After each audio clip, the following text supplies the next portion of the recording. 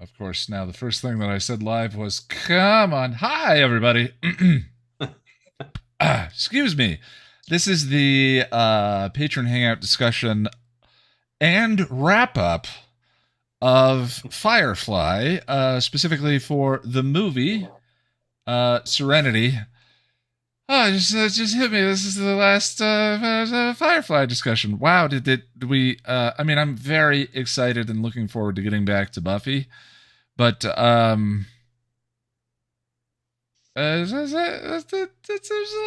just had a moment. It's about to be over. Yeah. So everyone here is a donor on Patreon at the $5 and up tier. If you ever have an interest in joining us, we're going to be in 2 weeks switching over and talking about Buffy season 6, episode 1 and 2.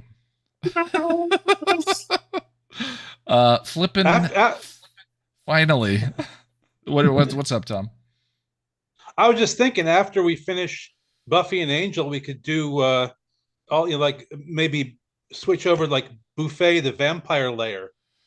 Just just for a change, yeah. Jack and I were talking about our OnlyFans account. Maybe that's we do need new Patreon tiers. Our OnlyFans account full of feet pics. This is going in direction. Patron only. Ian, I think we need to make clear that that's a joke. So we had some technical difficulties last week, so I just want to actually start with objects in space. I know there's a lot to talk about with Serenity, and so Objects in Space is an episode that I read a lot of mixed reactions from the fandom. Some people love it. Some people find it a little pretentious. Definitely, I think it was Sara C who said Whedon at his most existential, and I could. Who cares? And for me, there's. I find I really like Jubal early, but I find the threat of sexual violence in the middle of it more and more distracting and derailing for me as I rewatch it. But Josh, what you want to start, and what are your thoughts on Objects in Space? It absolutely is Whedon's like master's thesis on existential philosophy. But probably not for a philosophy class. And it's one of those kinds of episodes that is a fun ride to go on. But at the end of it, you're just I was just sitting there sort of like, what did I just do? What did I just experience? That was me. Yeah. Yeah. Like I get that it was the episode where the crew is supposed to have finally accepted River, or at the very least where Mal is supposed to have finally accepted River.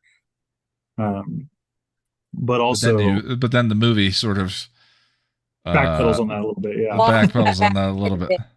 Yeah. In order to have a movie. Yeah. So middling feelings then on that one.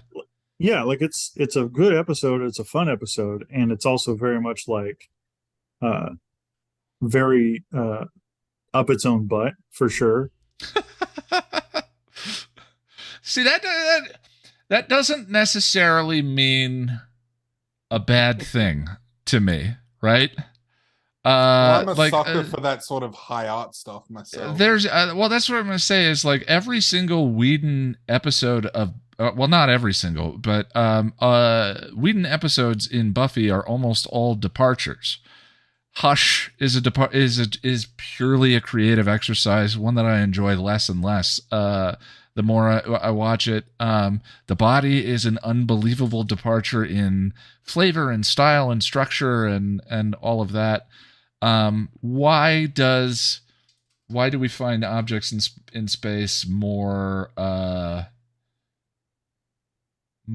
arrogant per se than the other ones? I think because Whedon by now has already done The Body, has already done Hush, has already, like, he knows what he can do, and so now he's trying to do something artsy. Whereas Hush and the Body, the whole point of those was that he was trying to do something creative. Oh, okay. So artsy versus a distinction between artsy and creative, then. Both with the film and with the whole show Firefly, this is Whedon at his purest form. This is the most like pinnacle peak Whedon that he could be. It's the vodka of Whedon's, because he's taken all of his lessons that he's learned from Buffy and from Angel, and now he's applying them in Firefly. He's no longer in director's school. He considers himself a director. Mm-hmm. And it shows, and that, I guess, that kind of stylistic arrogance comes through in Objects in Space. Interesting. Lady Eternal, what are your thoughts on Objects in Space? Where do you land on the episode? I'm one of those people that it starts to lose me when Early actually makes his way onto the ship and knocks out Book and confronts Kaylee, because that's when it really starts to step away from the character work of the rest of the characters that we've been growing to love over the entire season, and steps hard into the existentialism to the point that he's stepping so hard into making the points about the existentialism that it's taking me out of the story. Yeah, I think you're highlighting what I might actually agree is the real problem with the episode, which is that Jubal is the main character in terms of the structure of the story. And I think that guy does a fantastic performance, and I think that he's an interesting character. But that's, to me, what makes it an utter anomaly in the season itself, is he has not earned our connection. If anything, he is repugnant, and the Mad Titan, the Thanos is an example of the structure, a story being structured completely around the bad guy, where the bad guy is the main character, and it works in that because you at least develop, if not an empathy, an understanding of his perspective. And I think that Infinity War, or whatever the first one is, tries to at least deliver it in a way where we're like, okay, we could understand how someone might have this perspective. But Jubal is not that at all. And so to have him as sort of the primary character of the story is alienating, I think, especially in a character-driven show. Yeah, especially when you bring into his character the threat of violence against Kaylee, the threat where River goes up into the ship and she's talking to him and she's getting in his head, and she starts telling him that she knows about what he did to the neighbor dog. I mean, when you just take those two pieces of information, those are two things that are moral event horizons not a lot of people are willing to go past. Right. Yeah. See a character as anything other than a monster. Right. Whereas the operative in the movie, he's a much more charismatic character who they don't say it outright, but he's drawn from Utopia. He's the guardian outside of Utopia that allows Utopia to be perfect, but can never enter it because he would taint it just by existing. That's a wonderful distinction. Unshelled Pity was arguing for how the operative in the movie is one of the best villains ever, and I think that he delivers in a way that I find Jubal more terrifying, but I think that the operative delivers in that Thanos way that we were describing and what you're talking about is I love the conversation where he's describing a paradise that he doesn't belong to, that he's never going to be a part of, but that's why he does the things that he does. And there's a cold and twisted logic that, again, in a Thanos kind of way, you can if not agree with, understand, and makes him a more interesting villain. Whereas with Jubal Early, he's just a monster to be a monster. And he's the kind of monster that you could very well run across in the here and now that is just he's just abhorrent. There's no example of that kind of person in reality that we don't all hope we never meet ever, or if we run across them and we escape, we hope we never meet again. But he's used as essentially a plot device because he is so flat and so monstrous to try to bring in and highlight all of the existential concepts that Joss is trying to work in, especially in the latter half of the episode, right up to and including he becomes an object in an uncaring universe. Becomes a literal an object in space. Well, here I am. Mm-hmm.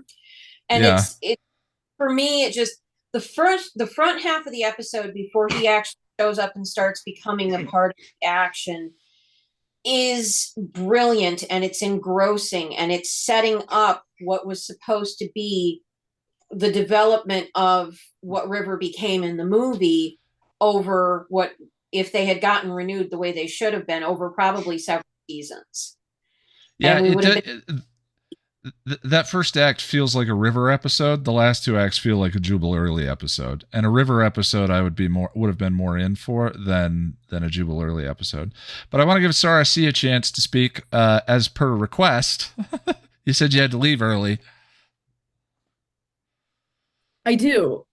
I have a Halloween get together that I have to go to. So this is a complete quick deviation, but the reason, so it was supposed to look a lot cooler than it does now. I'm supposed to be there's a lot of glitter on my face. I'm the world's most dangerous predator, Edward Cullen. And I was late to this because I'd ordered a baseball tee jersey to put over, for the baseball scene. And all of the lockers at my apartment complex, because they put packages in lockers, were full. And so they couldn't deliver it. And so I went outside just to see if I could find the Amazon truck, which just as it was leaving, I saw it and I chased it all the way down the street. And then it turned and I was like, might as well. And then I went and got my car and I tried to follow it down another street to see if I could get my shirt. It didn't happen. So I'm on plan B, which is just like his like gray on gray, which is like, it's less fun. But so I have vampire teeth. Even though Stephanie Meyer's vampires don't have fangs, which is so stupid because vampire fangs are like a huge part. Anyways, that's what you missed on. It kind of works in the way removing the fangs also works with the celibacy. Yeah, except it's so boring. Anyway, yeah. So I wanted to. It's so funny. Vampire lore is just so mad horny. To remove the sexuality from it or to neuter it in such a way, it's so bizarre. Anyway, we're not here to talk about. Oh, and we could, you should do a Twilight stream. You should do a Twilight stream sometime. We need to save it for the OnlyFans. Okay. Yeah, exactly. Or revisit. I should do a revisiting. I do have a Twilight movie review up on the channel. It is buried someplace. It might have some of my favorite jokes ever. But anyway, as a quick note, in original lore, vampires didn't have fangs. They would like rip at the. Okay, person. Well, fangs are fun. Oh no, I agree. No, I think a vampire without fangs. A vampire without fangs is absolutely stupid. But yeah, like an angel without wings. Yeah. Oscar has joined the chat. Everybody. Well, actually, excuse me.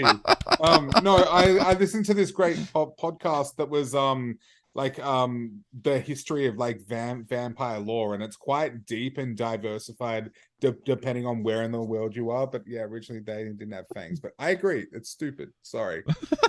Don't apologize. Just teasing, buddy. So Sara, objects in space or the movie? Go. Quickly, both. Unfortunately, okay. So I'll start with the episode. I concur with what the previous person was saying. Lady Eternal in what I caught, because I just hopped in. But this episode I don't love. I find it a little bit eye rolly, just because for a few reasons. One, I'm extremely put off by all the sexual violence threats. They're just so like, Yeah. what it just like this like bomb that's just dropped in the middle. It's like, anyway, and then they just do it again. Very It's like, flippant. what are we doing? What is this? What in the world? Well, is this it's a doing? tool for painting the character. I hate But it. it I hate it. It's yeah, just- it's really weird. Firefly was intended to be darker. Whenever I've heard in interviews with Tim Minear, he's talked about like this. Joss pitched the show to him as an opportunity to do something actually gritty and dark. yeah. Which I'm like, okay, that was supposed to be Angel, I thought. And then what we got of actual Firefly was not gritty and dark at all, except for weird punctuating moments from time to time, like the horror stuff in the Tim Minear episode. The Reavers themselves are certainly a little horrifying. But yeah, that particular moment, they do that all the time, though. I don't know why one affects me and the other one doesn't. So the one that comes to mind is In the Dark. There's no need to make the torture vampire into kids. There's no need. It's just a tool it's a top shelf tool to make it like, oh, this is really dark. He's into kids. Oh, no, as opposed to like a torturer already. You didn't need to go there. And so that is just sort of doesn't really work. But it doesn't bother me. It just seems pointless. Pointlessly over the top. That scene with Jubal, and I think it's the performance, I find horrifying way more than I do the torturer. And I don't know why, to the point where it feels almost inappropriate in this delightful, fun show to me. But I don't know why one works and one doesn't to me. So it works it works so Or well. neither of them work, but why was one hit and the other one? I think for me, both of them are. I mean, even this one is just like, what are we doing? And my biggest problem, like especially because of this, is because of what the last person said, is that he's not a character. He's just this guy who just comes here and then both says the most egregious stuff, just out of pocket, and then also is like, that seem right to you? Like pontificates on like whatever, and then just exits. And it just again, maybe this is me being ungracious, but it just feels like someone like Joss or whoever was writing, or like Joss and whoever he was collaborating with, just so into their own, like, oh my God, I'm so smart. Like I have to put this down. And it ends up, because the ideas themselves, the philosophy itself is not flowing through the characters and the story that we know, which it could, right? It could have. It just feels like you're just dropping lines with a character that we don't know at all, that we continue to not know afterwards, and then we don't know anything about his past. And then also he's like, oh yeah, by the way, have you ever been sexually assaulted? And it's like, okay, the hell. So it has the effect of like taking me out of the episode, because it feels I can see strings of like somebody trying to be like, ooh, this is such a cool line. Oh yeah, only women can create life. That seem fair to you? Great. Or like whatever it is, right? And just putting it in there. But not having it flow through an interesting character or story, and then also doing these shock value sexual threats that to me add up to nothing. It just adds up to nothing. I am bored. I am rolling my eyes, and I don't feel like there's a story. And it's really unfortunate because, again, ordinarily I love, I will eat this kind of stuff up, but not the way it's presented. And I just find it really off-putting. Your impression was glorious of the right, and I got a clear mental image in my head of Joss sitting at an old timey typewriter doing exactly that, and periodically wafting his own farts into his face. It's when you can tell that someone is just like, oh my God, I'm so smart. Yes, like you can just like it's uncomfortable. It's the arrogance of Joss Whedon, and like you can have really like even like heavy-handed or dramatic or whatever lines and scenes, but it's when it just feels like this, like they're not justified within the story. Like I don't know. Sure. Everything is the shows are all heavy-handed, right? That's the distinction I'm trying to understand for this one. Like it's not, again, because it's not flowing through the characters that we know or the story. Right. He just comes and says things. I just feel like it doesn't impact me, and it never has. If anything, the opening act with River visualizing sort of River seeing what people are thinking, and experiencing it as a reality was way more interesting than the rest of the episode. And it was there were plenty of opportunities there. I love the tree on the ship and the organic combined with the very industrial ship. It's a lovely image, and there were plenty of opportunities there to then delve into, through River's perspective, the existential aspects that he wanted to. And then it's more interesting because it's developing a character that we haven't really gotten to see into. Yeah. So exactly. yeah. All right, movie. Movie. I did not rewatch it with you guys, and so it's been a minute. I've like looked through it, but I have seen it multiple times before. I remember really liking it the first time I saw it, and then I rewatched it a couple years ago with a friend after watching the whole show through, and I was like, wow, I don't love this. And my main like wah feeling about it is like it's just the draw of it, right? They have to, because it was a film now that has, it has to appeal both to fans and to someone who's like, oh, there's this cool fun sci-fi movie, should we go see it?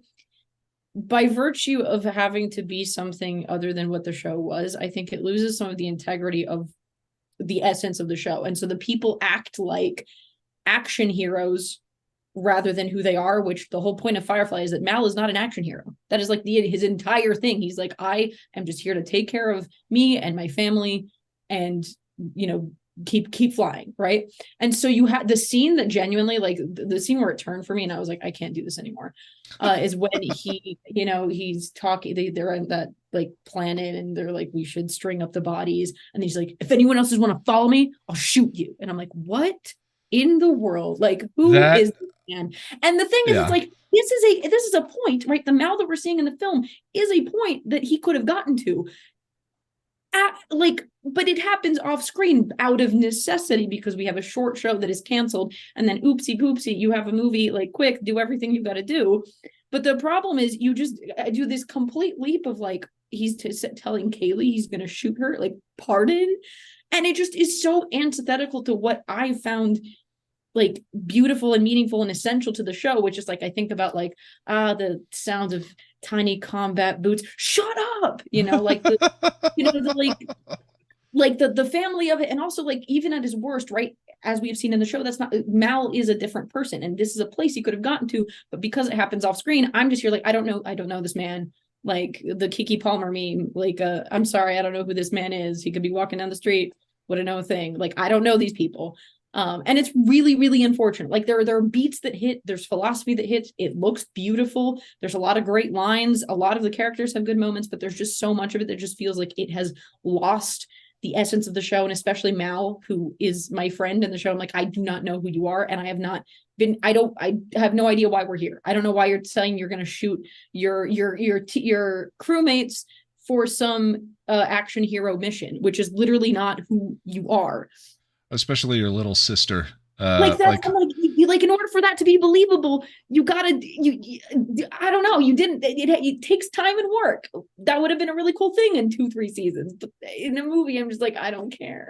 I'm sorry. But the love speech is beautiful. I love the love speech. I think Wash's death is good shock value. It's a enjoyable movie, but I'm just like, what is, like, I can tell that they needed it to be an action movie, and unfortunately Firefly is so antithetical to action heroism that it just sort of certainly most of the action beats throughout the show are subversive in nature. Mal kicking a guy into the engine, Mal shooting the guy without negotiating in the pilot. And there are a fair number of them in this that are just full-on action sequences. It definitely feels like it has 1 foot in Firefly and 1 foot in Avengers, to the point where Inara actually has a bow in the final sequence. I was just like, oh, she's Hawkeye. That's like, this is the Avengers audition. Yeah. And either that works for you or it doesn't. You brought up the one thing that the first time I watched the movie I really struggled with, which is the turn on the planet. And I think his dark turn, which I think books death and the bad guy's monologue either is supposed to sell you on or it doesn't. And the first time through, it did not. For me, but the more I've watched it, the more I suppose I've come back around again. But I certainly understand that being a sticking point of frustration with. It does not feel like the show. If anything, Jack and I were talking about, it's such a visual departure from the look of the show. It's so blue and blue. Industrial. Like the show was very warm. I think of it very orange, and the show the movie's blue. And it seems curiously unnecessary because Firefly had such a visual, cinematic, naturally lit look to begin with compared to the other two shows, which had kind of a studio, evenly lit look most of the time. I mean, the Hyperion's gorgeous, but, Buffy is brightly, evenly lit most of the time. When she's roaming around at night, there's a crazy amount of light. But Firefly had a very naturalistic, very organic, beautiful look and was already very cinematic. So the visual departure here, I think if you're struggling with like hashtag not my show, doesn't help. Yeah. It's just the fact that, again, for a, adjusting the kind of any show, but especially a show like Firefly to, again, a feature film that needs to be, enjoyable by new and old audiences, it's tough. Like, I don't envy the job they had. I think they had a tough job. But again, unfortunately, like for me, it misses a lot of the things and qualities that I like. There's a lot of really good stuff. I also did not watch it like prior. So I don't have I'm sure I could be like, I love this thing, but just the broad feeling I came away with was like, it's okay. But the stuff with Mal, that was when I was just like, it felt like they needed him to be a certain thing for the film rather than and if there's a turn for darkness, it never quite explains or justifies his coming back out of it. And if he's and it's the one beat that it does remind me of is when he leaves River and Simon on the planet because Book's been shot, and Kaylee says we're just going to leave them there, and he doesn't explain his plan, and he just tells them we're going to go. And that had a similar ring to me of, it would have taken 10 seconds to just say, here's what we're doing. Yeah. But he reverts into pure sergeant mode. And that maybe that beat's a little similar, with tossed in some grief and some rage in that particular moment. But Edward, is there anything else that you want to throw out there before? No. And I as I'm sure it's very icy out, so I'm glad to get going. To drive, but I'm glad to have been able to we're opening Buffy season 6 in 2 weeks. It's time. Yeah. Back to Buffy. So annoyed with me and everyone else. It's gonna be great. Everyone's gonna be angry at everyone else.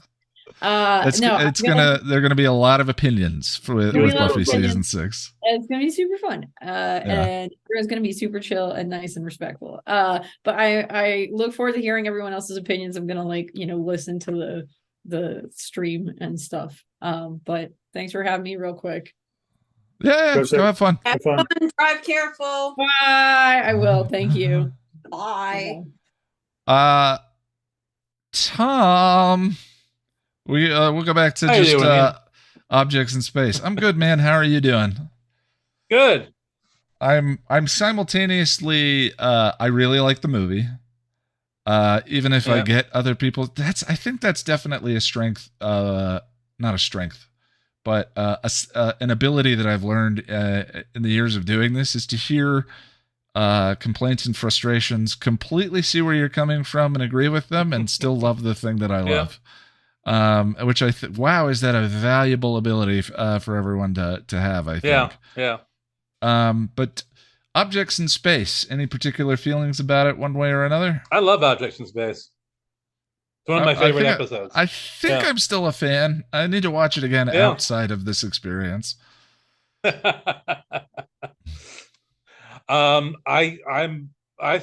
think the one thing that made Jubal really, really interesting was his last line and the way he delivered it. Well, here I am. Because here I am. There's no panic. He's floating out in space. He's most likely, theoretically, he's going to die out there because doesn't have an endless amount of oxygen. He's good, but he's like, oh well, here I am. Yeah, and it's like that. That's the psychotic nature of it. He's literally an asteroid. I mean, an asteroid does not have malice or rage or any of that. An asteroid is just when it hits a planet is just continuing along its path, and to relegate him to that by the end of the episode is I think really interesting. But I think that is in order to accomplish what he's doing, that is the reason for the threat of violence. And I think that it's again going top shelf. It just happens to be with our most say cherished vulnerable character and and in a wonderful performance. So I don't know. Yeah, Richard Brooks is really good. Yeah, it was really good, and I've never seen him in anything else. I don't think. Harris, you may have, but I just don't remember. Yeah, but I mean that's such a standout performance. But I've always, that's one of my favorites. And yes, but on the other hand, I agree, it's absolutely pretentious.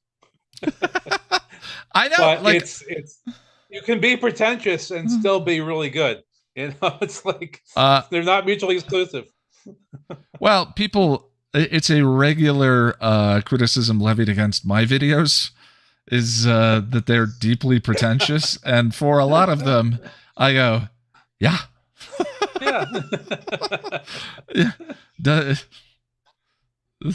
If not your thing, that's okay. Not everything needs to be for you or for me.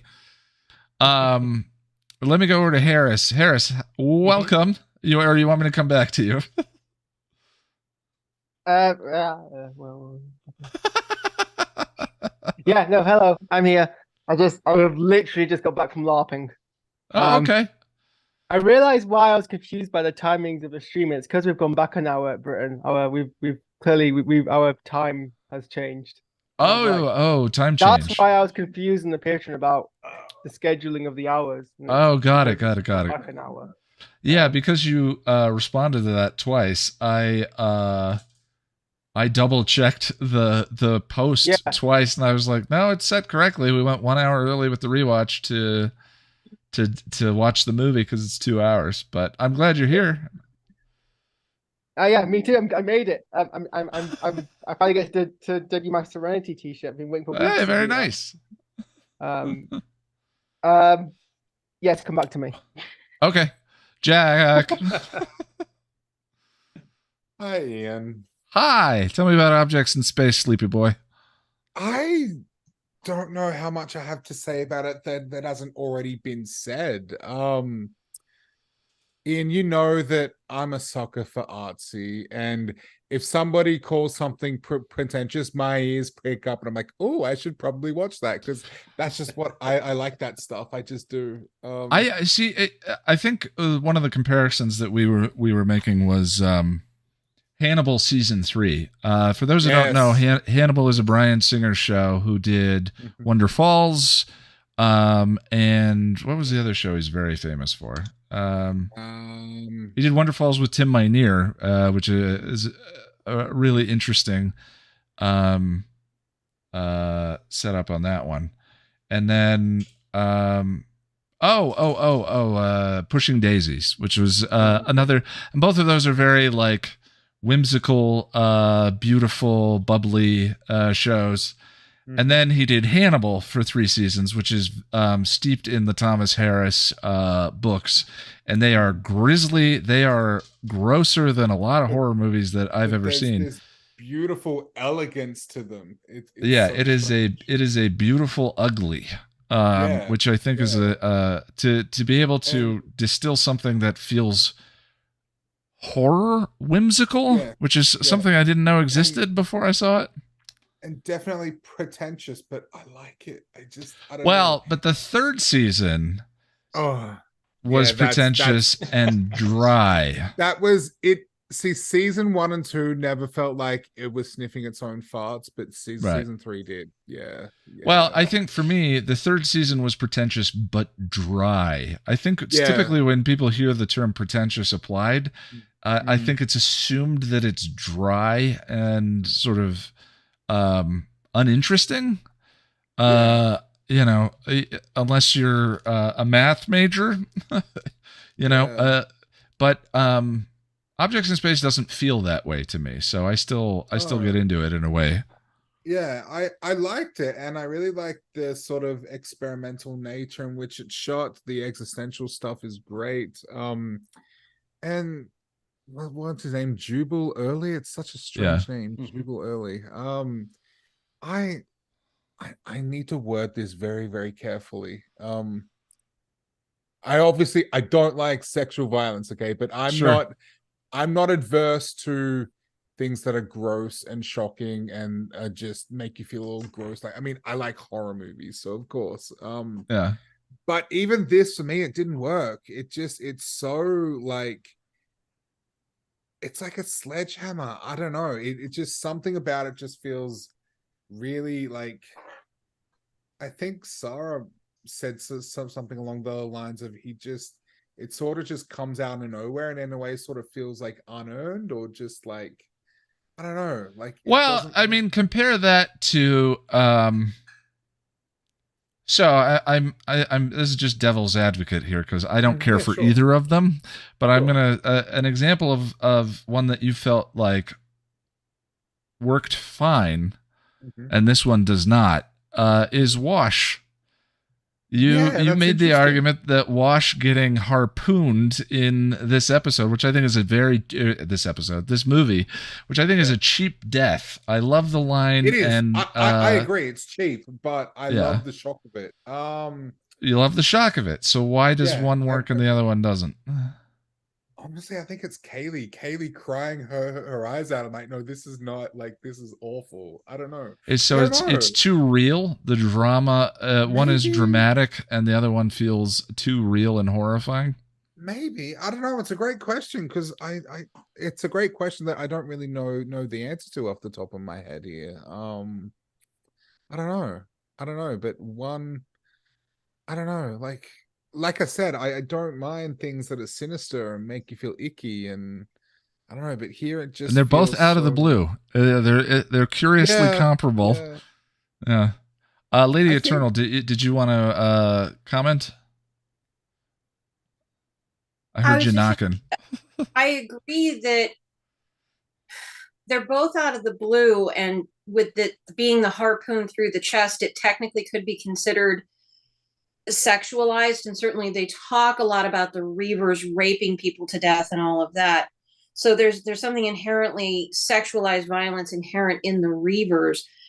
I think what Jack, and tell me if this sounds like it's ringing wrong for where you're coming from, but is it that because the stakes are so high in the movie and it's a death, not actual sexual violence, that it doesn't feel as shocking as this very quiet at home moment on the ship, and then he's essentially crept into Kaylee's bedroom, and that's a good way to put it. Yeah, the engine room. That's a good way to put it. I like that. And like, you know, in a movie, you kind of expect someone is gonna die, like, you know, so or rather it's put it. Yeah. And it's completely, I mean, I think about the shows, and it's funny when I say the shows, I mean mutant enemy. The show's treatment of sexual violence in other contexts has been a lot better because it's kind of the feature. It's sort of like, if you're gonna go there, this is what I've been talking about with top shelf evil, is if you're gonna go there, please sort of justify why you're bringing us there to see. And with Bethany in Angel season 2, silenced, or I can't remember the name of the episode right now, Untouched. Yeah. It is about that. It is about safety. It is about trauma and recovery. It is about what's happening to Angel right then. There's a reason to go there. And in this one, it is a tool for developing Jubal's character. Well, yeah, it's funny because you and I have talked about that a lot, and we've butted heads about it because I don't always agree with that. But for some reason here, I totally agree. And it's strange why, because normally, like, I don't think everything has to be justified. I think the justification can be just because it's gross. Like I think that's fine, but here it just, it's interesting to explore. I like this specifically because we argue about this stuff constantly. Like, you'd think that we'd have enough talking about mutant enemy stuff, but no, we talk for hours offline about this stuff. No, we do this in our spare time, like a lot, like practically daily. It's interesting that we've found the line, which is why I think there's value in understanding why one works and one doesn't. When you and I watched it like offline, one of the comments I made was the performance is so good that it feels like real. Like it feels very, very on real. both ends. Kaylee's horror is palpable. Yeah, so maybe it is just a matter of nope, too real. Like I can watch Hostel and laugh at the blood and guts because I know it isn't real, but this feels very, very real and visceral to me. Yeah, and Wash's death to some degree has an element of high drama. Yeah, it does. It does. And again, I mean, it's literally a harpoon fired from another ship. That scene between Kaylee and Jubal is intimate and disturbing. But anyway, shall we shift? Just let's talk about the movie. Let's talk about fun stuff. Yeah. You guys already touched on it, but having a higher budget was both a good thing and a bad thing, I think, for this movie. Mostly good, but you touched on it with Sara that the show has a very warm color temperature and warm or neutral, and this one is, I would call it warm myself. Yeah, because it's firelight or sunlight. And the lighting's much more dynamic. It's so cold and steely, and for me it was very distracting. Like for the first, I didn't really get into the film for the majority of the first and second act. It wasn't until it starts coming home then I really got into it. And I think part of that, I was just so distracted because I felt like I was watching a parody of Firefly or something. It just didn't, visually it was so despondent. Or I don't see a reason to make it that blue either, other than because you can make maybe it cinematic, it was a battle looking it was already very cinematic by way of most of the lights being ones that were natural and on stage, or at least looking like it was natural and on stage. They obviously had better cameras from the movie and it shows, but that could have been it. They didn't have to mess with the color temperature and just the shadows are so dark, so dark. I don't know. Yeah, it might be something I try with whenever I get around to doing the video review for this is do a color pass to make it look the way the show did, and just to see what the comparative, how it compares. There are warm shots, and I wonder if there's an attempt for specifically when they're parked on the planet and Mal gives his speech in the room about I am to misbehave and broadcasting the signal and all of that. At that point, the temperatures have warmed up, and I wonder if he was trying to do something visually to sort of create a transition through the story. That makes sense. Yeah, it doesn't really return to the cold steeliness, does it? Yeah, but that transition where it might work as an individual movie really upsets the flow if you treat this like an episode of the show rather than something that was 3 years later. Yeah. Oh, and on the topic of Wash's death, for the longest time, because this was spoiled for me. It's been so long I don't even remember how it was spoiled, but I thought it happened in a completely different way. So when the death actually happened, I was shocked. I was like, "Whoa, what the? It's what?" pretty shocking. Yeah. Yeah. For some reason I had it in my head that he sacrifices himself, like he crashes the ship to save the crew or something like that. But that didn't happen, obviously. But yeah, with that bigger budget though, we got some better special effects. They pulled off some stuff that the show I don't think could have done or not done well anyway. And they obviously had much better fight choreographers, because holy crap, some of those fights were really interesting. And I feel like fight choreography can be, I would say like 80% of the time it's dull. It's just punch, kick. But I especially love River's fight scene in the bar. They did Boy, some really, you can see the dance training.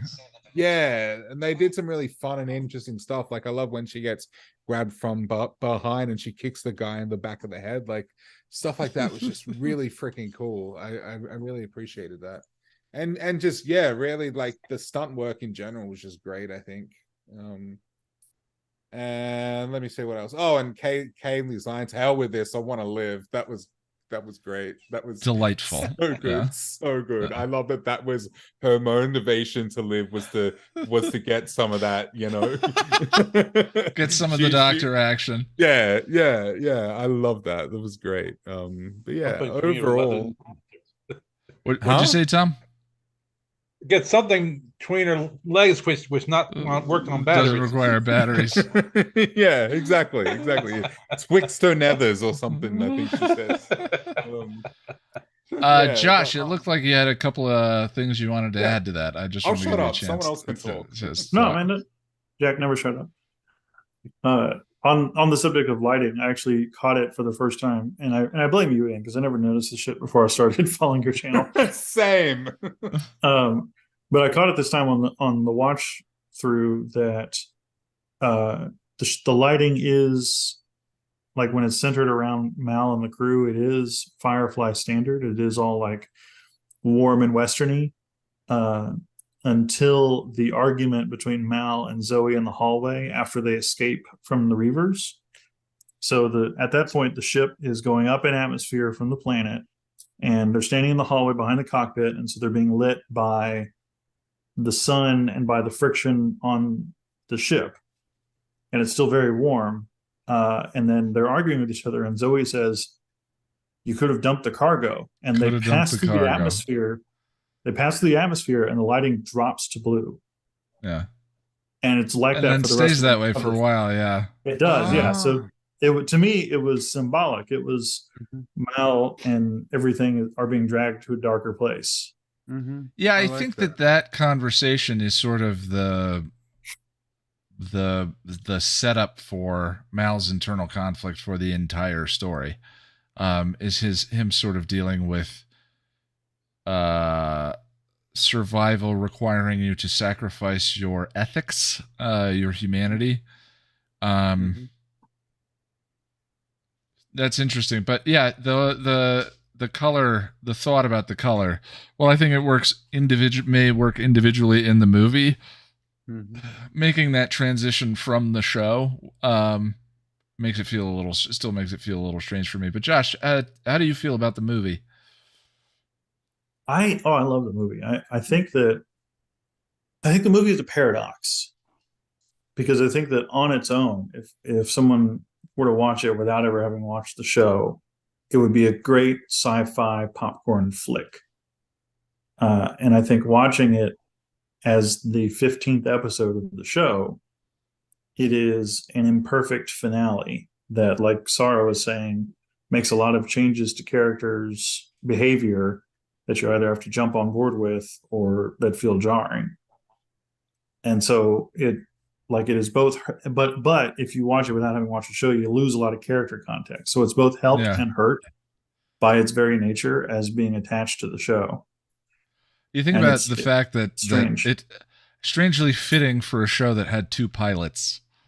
You know, Sure. you think about Serenity and Train Job are Train Job's redundant in almost every way to everything that Serenity did more elegantly. And then to have this at the tail end, the period at the end of the sentence is a movie that needs to appeal twice. It feels strangely fitting, I suppose. Yeah, no, and to be like the second finale after Objects in Space, which I like going from Objects to Serenity. That's what kind of made me change what I was saying earlier. So in Objects, Mal accepts River, and I think we see that they at the walk beginning it of this back. film.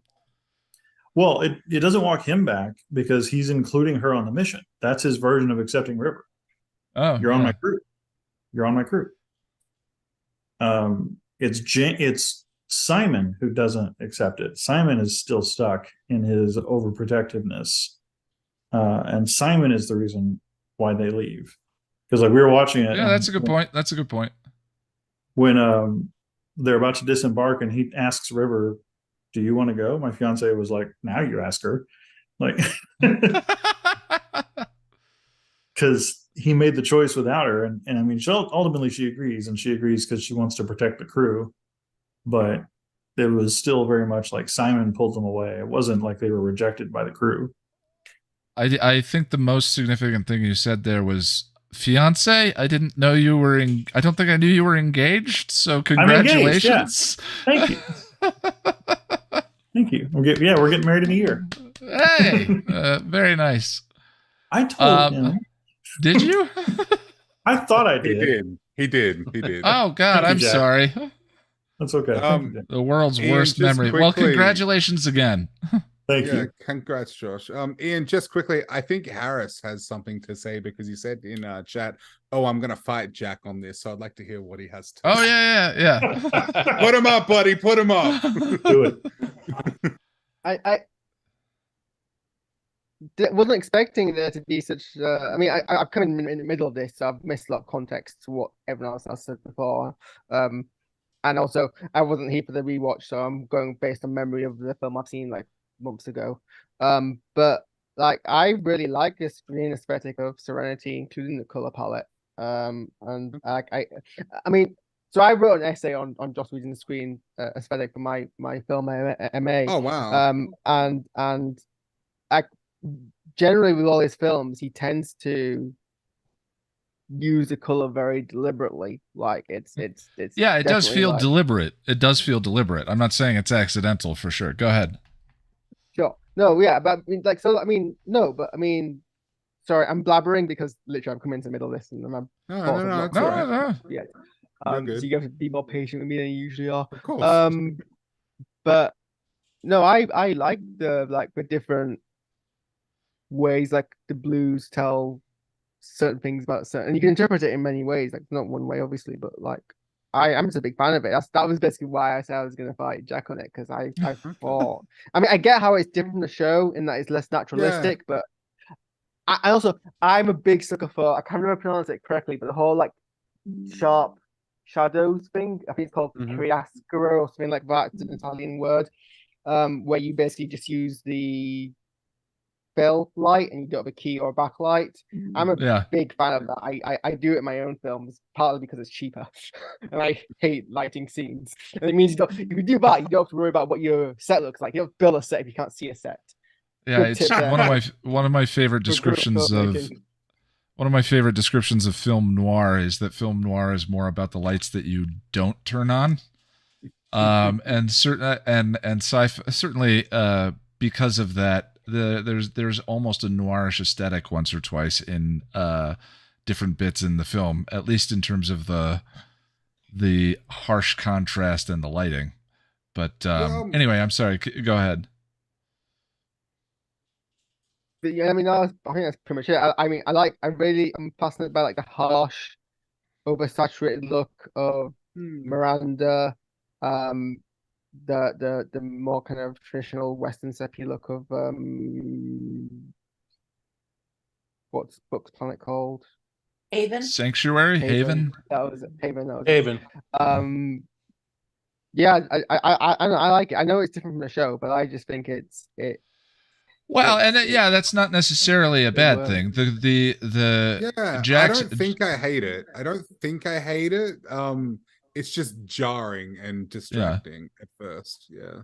Jack's experience of it is watching everything consecutively very late in the game with a bunch of fans. Yeah. You know, if you had the DVD set and were part of the Bringing Back the Firefly group, maybe that was a different experience where you'd watch the episodes multiple times. And Josh, you mentioned, I'm just saying, I get the critique that the color palette felt like it made it feel like not the show, right? And if you're into this for the show and thinking that you're going to the theater to see episode 14 or whichever one we're on at this point, that's not what you got. You got something that was different than that. And I think that's part of what he may have been expressing, was just there's a flow to watching the show consecutively that was broken by the visual aesthetic of the film.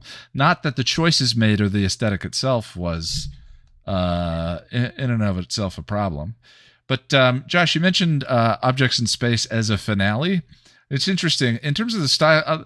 We're talking about getting back to the pretentious conversation. I think Objects in Space feels most to me like Restless. Specifically, the first act is the probably the closest comparison. But talk about stylistic departure, exploration for the sake of creator vision that doesn't necessarily serve, the character specifically. But just like that, I think that maybe Primeval was the season finale. And I don't know that Objects in Space feels more like a coda in the way that Restless does. And maybe Heart of Gold with its action shootout and every character getting a moment feels more like the finale. Am I off base on that? Objects in Space closes, or at the very least moves forward to the next stage, River's arc. So the whole didn't get touched for the most part. It very infrequently did it, but the whole should we keep them? Like, are they part of the crew? Are they just passengers? Are they more trouble than they're worth? Was a constant push and pull in all of the rest of the show. And by the end of Objects in Space, Mal has accepted River, and that is a closure point. And so and so it, in that way, is a finale. You could also definitely tell that the visual effects people got word that the show was canceled because all of the exterior shots of the ship are. Well, I guess this is it for the budget. Let's go on and spend the rest of it. And it's all very given cinematic. And that episode didn't air for another year. And if there was a push to have a DVD set on this, I wonder if those were unfinished by the time the show got canceled. And then they, who knows how the production went, but if they put more time into it. But Harris, I wanted to ask what you thought of the film itself. You beyond just the color palette, favorite bits. Do you think the show is better with it than without it? That, to me, is the only relevant measure of the movie itself. Whatever the individual frustrations and criticisms of it may be, what do you think? Yeah, Serenity, I'm bad at deciding if I have a favorite film, but if someone pushed me on it, if I had to give one in the proverbial log, it dead if I don't say a favorite film, I'd probably go with Serenity by default. It is wow, my favorite film. I've said before, I tend these recent Emmy works are kind of where I take most of my directorial inspiration from, and Serenity is kind of where I'm the most kind of inspired from on that front. My favorite part of the film, without doubt, is the opener. I just think the opener is just You're talking about the flawless oneer? storytelling. Yeah, like, Yeah. but it's like not just the one. It's like the pre-title bit, which is a flashback with a flashback with a flashback. Yeah. The wonder. Exposition within exposition within exposition that doesn't Yeah. necessarily feel like exposition. Exactly. And between the two of it, I don't know, because obviously I watched Firefly for Serenity, but I feel like it does the task of explaining everything you need to know without alienating Firefly fans who've already watched the series, but equally not missing out any important character backgrounds to people who haven't seen it. Which is hard to do. Like, it's hard to do that exposition and not alienate people who already know it. And I think this executes it in a new enough way.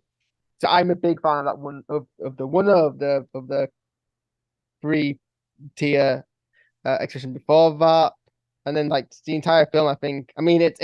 I think if you just take it out of it for a second and realize it's a film telling a closing of a story and not a serialized episode, you forgive a lot of the storytelling parts, and then that's a bit of the breaking of the whole immersion part of it. But if you do that, for me, a lot of the issues just kind of flow away. I'm like, well, I get why it structurally has to be like this, and I see the medium telling the same story. Yeah, everything feels like out of necessity. So, like, I think all of the things we're bringing up feel like the necessity of the life of this show, which was tumultuous and all over the place and problematic, let alone what else may have been going on. So I could it have gone better? I'm not actually sure. Like, taking Fox out of the picture, like, I'm talking about with what they had to work with and with what the movie needed to be, I think it's almost as good as it could have been. As needing to be a movie and a television, and the conclusion of the television show for all the fans and all of that, I think it's kind of remarkable in that way. Well, go ahead, Harris. Sorry. Well, I mean, yeah, it's hard to tell what would have been otherwise. Like, I imagine a lot of the eventual plot points were recycled for the film, but in the same way, not hard to tell. But I think it for me, it's a satisfactory ending in the broad scheme of things. I mean, like 5 says in the chat, there's people, some of the characters aren't given enough limelight. I think Book's done dirty the most between the show and the film, like 100%, by far. Yeah. Yeah. But then again, it's funny when Mal says to him, "You're gonna have to tell me how you know stuff like that someday," and Book says, "No, I don't." To me, that almost feels like one of those lines that's the writers speaking to us, saying, "No, I don't have to tell you." I was like, "Whoa, okay." Sometimes some characters work better when you don't ever find out. Like, not finding it. Like, there's never. Well, I mean, I know we do kind of in the comics. We do in the comics, and I can't remember off the top of my head because I have not actually read them, only read about them. But in terms of the actual show and the film, sometimes you don't need to know everything. I think maybe that's more a criticism of current fan discourse of current mainstream media than Firefly. But like, sometimes things are just like unanswered, and that's fine. It kind of reminds me of The Lie, actually, for some reason. It makes me think of The Lie coming up in season 6. I never said that. And how much I love that. Lady Eternal, tell me about the movie. 7, actually. Oh, 7. Thank you, Tom.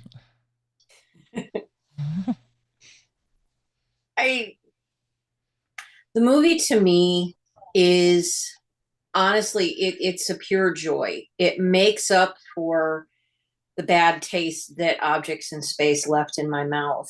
And I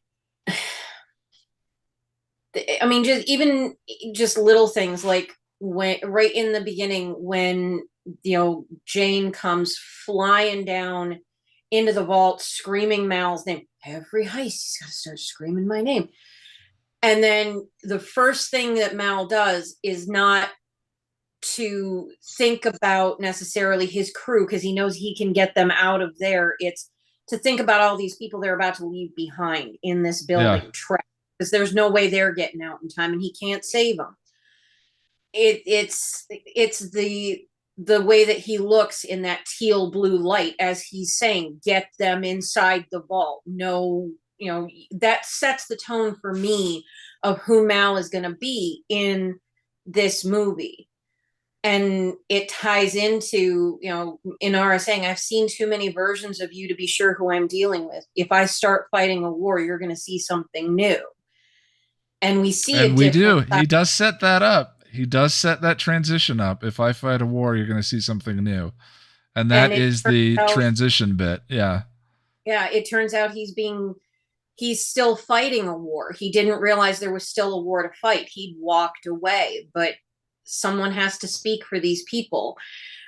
The moment when he steps away from everybody to feel what he just ordered everyone to do to the bodies of the people that were murdered on hate, and feel what he's just committed all of them to. Because one of the subtle things that's beautiful about this is, without saying it over and over again, without the ring word, he made a choice. He made a choice. And in there, the Reavers they're a natural disaster in space. They have no ethos. They have no higher function there where they're not making choices. They are a force of nature. He's making a choice there to commit them to this course of action, which may get them all killed, and he knows it. Yeah. But he takes that beat, just a moment, to feel that choice.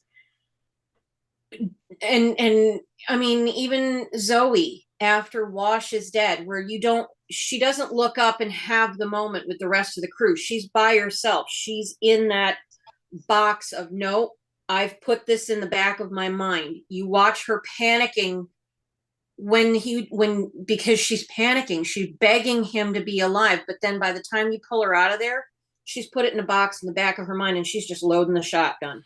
She's just ready to go.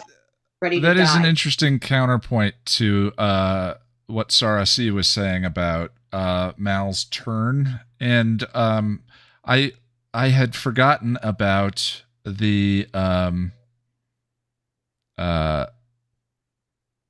line where he says to Inara, if I go to war, you're going to see something new. And I think that very much foreshadows the turn where he goes dark in that particular sequence, out of what he considers necessity. And if you think about the argument that the other people are making in that scene, what are the other choices other than to wait and be caught? It seems to me that in the scenario that they are stuck inside of, this is it. And I think that what that moment was for him was he'd already hit the wall, because a member of his crew had died in his arms. All of these people had just died for him, because of him. People across multiple points, just for being associated with him, had just been executed. Yeah. And it's the alliance is not just going to leave you alone. There is no option here. So you have to turn and fight. And they're still trying to find options, and they're still trying to figure out a way to do this that isn't the most extreme thing he could be asking them to do. He's already pushed as far as he's going to go. He is turning and fighting, and he's the wounded animal at this point. He's turning, and he's going to fight, and he's going to fight anybody who tries to tell him he shouldn't. Yeah. Yeah, it's interesting. I go back and forth on that sequence. I think retroactively, now that I've watched it a few more times, it works for me more than it did the first time through, where the first time through I was sort of doing the bingey version of this, where I had watched all the episodes of the show in the past week, I'm sure, and it was ending it in the movie. And so, again, it's one of those things that feels sort of structurally justified inside the film, but inside the show felt dissonant for me. Because we haven't gotten there yet. Yeah. Yeah, and the bits and pieces that we had seen of Mal during the war, he was cavalier. He was roguish. He was, if anything, he seemed to be having fun, and to be more. It was the Mal after that was dark. So, yeah, I don't know. I keep going back and forth about it. But you overall. But then again, we get Mal with his bedhead when Inara calls him for help, which is one of the cutest things I've ever Such seen a good in my scene. life. Yeah. That whole exchange with the crew throwing popcorn at the view screen where they're like, oh my God, what are you two doing? They are all of us in that moment. Maybe she just wanted to see you. Did you see us fighting? No, trap. Yep, trap. And it's cold out there. I don't want to get left. Inara, I have a question. If anybody can answer this, I would love them forever. Somebody explain to me why a companion house has sticks of incense that double as flash bombs. Josh, go ahead. You don't? That's unsavory you don't. clientele. Oh yeah, there you go. Unsavory clientele. Got to kick people out every once in a while. Very good. Very good. It's the unruly clientele, unsavory clientele. I'm just like, she lights a flash bomb.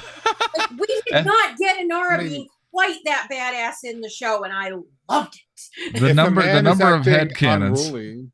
The number of headcanons I've gotten from these discussions, I'm happy to see someone else get one as well. Well, that's the thing. If a man is acting unruly, the best way to deal with that is to flashbang him, right? I mean, smoke bomb happens to me all the time. But the scenes with River are just glorious. It is watching a dance. I love the one at Minty and Fango's better than the one with the Reavers, but they're still both just stunning. Oh, that scene in the bar is great. Performances. Yeah. And I wish we had the opportunity to really get to know Minty and Fango better in the show, because they were so much fun. Yeah, he's really. It would have been fun to see Mark Strong once more, but he's really good at creating those characters that could spark into being a TV show, like being a recurring character on a Ethan Rain. A one time. Ooh, I want to see this guy again. Seeing a character that you would like to see return over and over again. But what's interesting to me is they also didn't, when they were flipping through what the operative had done to eliminate where Mal could potentially go to hide, they don't show Persephone.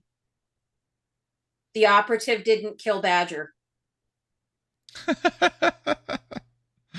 Yeah. Well, you imagine Badger probably gave him information. But there's just so much. There's so much density packed into this. Like when Kaylee is telling Simon, you stand out because you look so clean. Call back to the original pilot when he's standing there and he stands out because he looks so clean in the sunglasses. Talk to the captain. Don't talk to the barkers. She was the barker in the pilot, bringing everybody in. So she's literally telling him, the way you met me, don't do that again. Yeah. It's just so densely packed and it's so beautifully executed. And there's pieces of it I don't like. I love Mr. Universe. He's a hilarious character. He's played by one of my favorite actors, and they killed him. And I'm just, that's mean. That's it. That's not fair. I'm playing Dave the Diver, and that character is in Dave the Diver. He's the anime loving super nerd engineer. It's a trope. It's such a pure down to having the sex doll. That character is on Archer. It's the Q of Archer. I I suppose there's an off chance that in the it feels like it hits a little close to home. Maybe that's why I don't prefer that trope. Where it just. But I was also big into Numbers when the movie came out because Numbers Thank was you. on. David Krumholtz played a mathematical genius in that show, and so it was kind of like watching that character getting killed with a sword, and you're just like, no. But I mean, the acting, everybody brought their A game. There wasn't a single acting performance in this that didn't absolutely slay me. Pure chemistry. River saying, "Please God, make me a stone," brings me to tears every time. It's one of those movies that I wouldn't say it's I wouldn't say it's an absolute favorite, but it's probably in my top 10 movies that I can go back to and enjoy and be comforted by in a weird way, because it's something that I think we can all relate to in one way or another. And it would be like if there was a Buffy movie, I would probably have that one in my top 10 too. Well, there is a Buffy movie. Not that one. Not a good one. No, there isn't. No, there isn't. Yeah. We deny that one. Well, Tom. Tell me about the movie. I'm sorry if. Well, I think Jack's the caboose this time. But no, we already talked about the movie. I'm sorry. I'm losing the round table here. How does the movie land for you? Do you think the show's better with it or without it? Well, to be honest, it's interesting because one of the things I've noticed, I'm sure most people have noticed that for Joss Whedon works, is that they always stand up very well to rewatching. You get more out of them.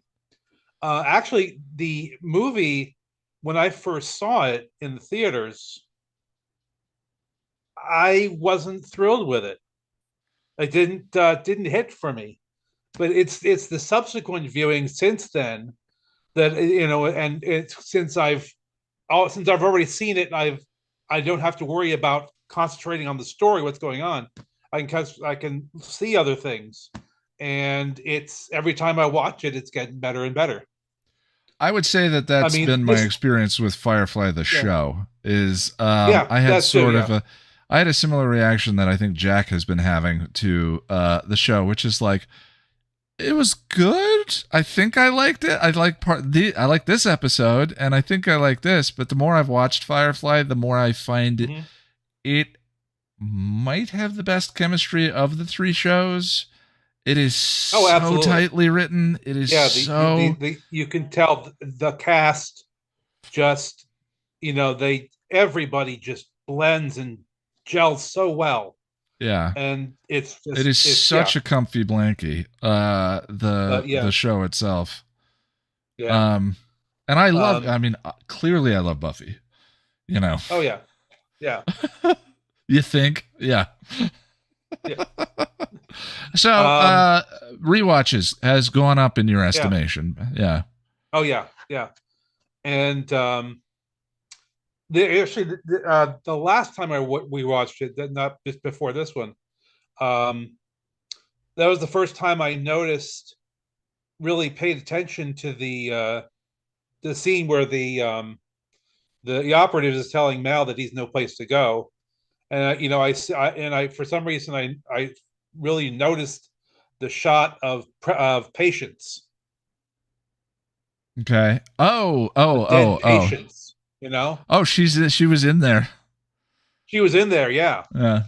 And as I'm thinking, okay, Mal could have said, "Oh well, thanks for that one anyway." But it's like it's funny when I've missed that too. But with when the punching Mal and freezing him the way in the first guy got frozen in the beginning. I wish that Mal said it didn't talk about a piece of shrapnel, which may line up with the theme better. But for symmetry's sake, I wish that he said, "Yeah, a woman named Patience shot me there once. They had to move the nerve," just because I love symmetry so much. To have the Serenity pilot and the Serenity movie kind of line up in that way, I really would have enjoyed. Yeah, and as when Lady Eternal was talking about Mal on Haven basically hitting the wall, that immediately made me think of War Stories, where after Mal had been tortured and died and brought back to life, and then you want to experience the real me, you know. Yeah. You want to see the real me now. You know, that's a little foreshadowy. 100%, Tom. 100%. They set that up in War Stories. Yep. And I also want to echo Lady Eternal on David Krumholtz in Numbers. That ran like 5 seasons, and it's a procedural. But his character and his family are so, and he and his father are such a great, wonderful chemistry, and it's in many ways it's kind of a male version of Bones in some ways. The genius genius person helping the police with their murdered, solving their murders. But if you ever get a chance to see it, I do recommend it.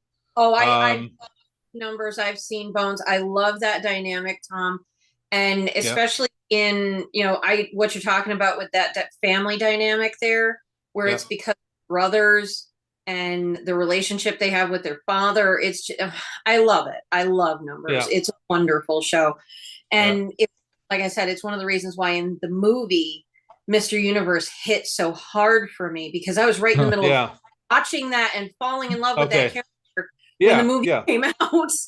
Right. That was the first season of Numbers was that same year, 2005. It's funny how that happens. I have bits and bobs of Much Ado About Nothing memorized. I do much wonder how one man seeing how much another man is a fool. But I have not been able to watch the Whedon Much Ado About Nothing because that couple in my heart holds such a place. Wesley, why can't I stay? You know, and then to make them Beatrice and Benedict in Much Ado, I can't not see Fred and Wes.